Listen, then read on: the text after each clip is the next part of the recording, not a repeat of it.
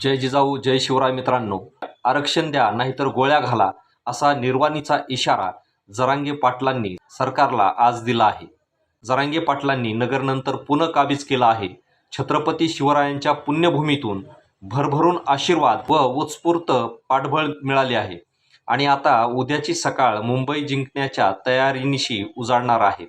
आमरण उपोषणासाठी आझाद मैदानाची परवानगी अजून मिळालेली नाही.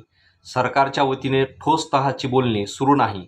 याचाच अर्थ एकतर सरकारची कोंडी झाली आहे किंवा सरकार काहीतरी डावपेच आखत आहे.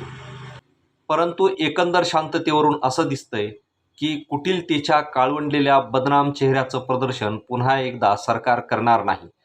म्हणून आशा वाटते की मराठ्यांचा विजय मुंबईच्या बंदरात नक्कीच होईल. मुंबईकरांना त्रास होऊ नये असं जर सरकारला वाटत असेल तर लवकर निर्णय होईल आणि लोकांना त्रास व्हावा ही मानसिकता सरकारची असेल तर आंदोलकांचा नाविलाज आहे.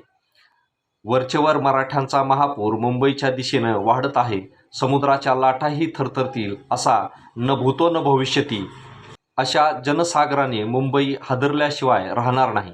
अंधारही उजळला मराठ्यांच्या तेजाने, अंधारही उजळला मराठ्यांच्या तेजाने, रस्तेही वितळले मराठ्यांच्या शौर्याने, रस्तेही वितळले मराठ्यांच्या शौर्याने. धन्यवाद.